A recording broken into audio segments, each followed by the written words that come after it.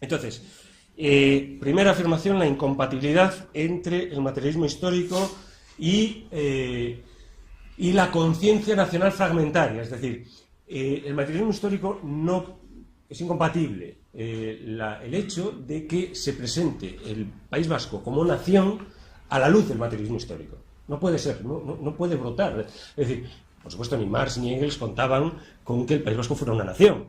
En el sentido en que se entiende nación desde el marxismo.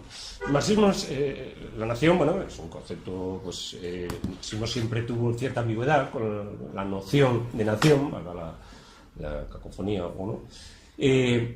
Siempre fue una cuestión nacional, precisamente por su internacionalismo. Siempre resultó una cuestión nacional y efectivamente hay distintas corrientes, particularmente el austromarxismo metió mucho ruido, digamos, ruido que distorsionó muchísimo el marxismo.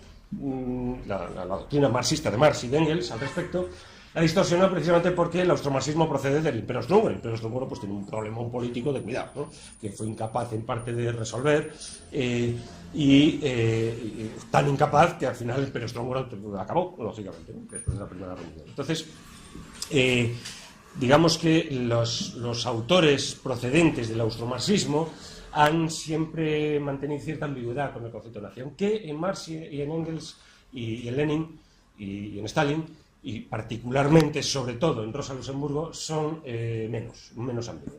Entonces, el concepto que tiene Marx de nación es procedente de las ideas de 1789, por decirlo así, ¿no?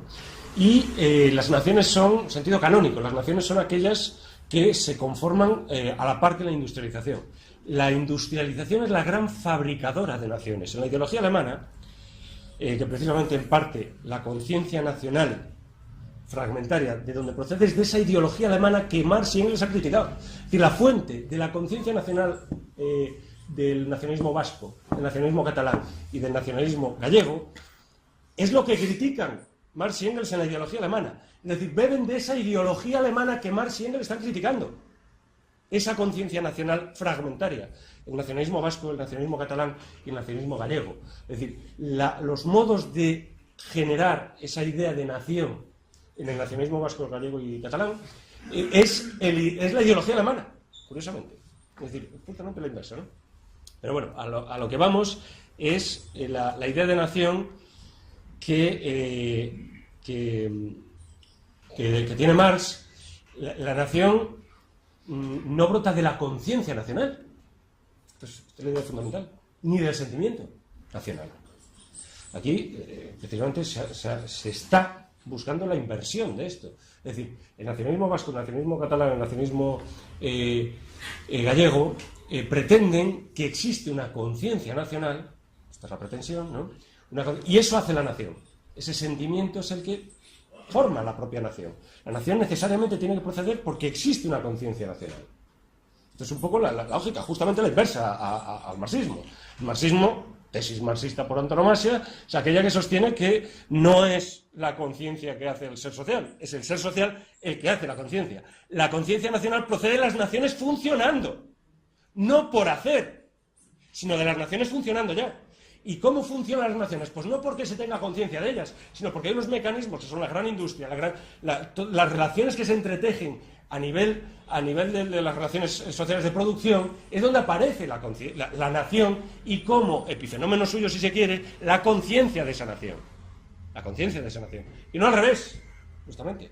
Esto es la pretensión es esta, es justamente hacer de la conciencia una realidad nacional, que de la conciencia brote la realidad, de ese sentimiento que no se sabe de dónde sale, es una fe prácticamente carbonero con la que se topa uno, no es que me siento catalán y no español. Y entonces digo, bueno, pero esa conciencia, ¿por qué pretendes que sale de una nación que está funcionando? ¿Cuándo ha funcionado la nación catalana? ¿Cuándo? ¿Dónde están los documentos históricos que justifican la nación catalana?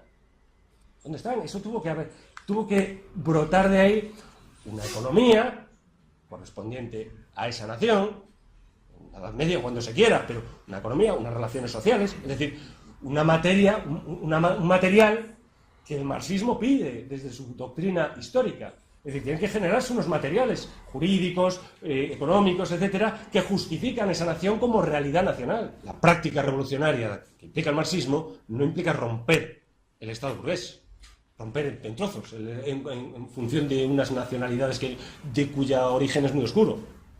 La raza, no sé qué, que es lo que se alimenta a esta gente.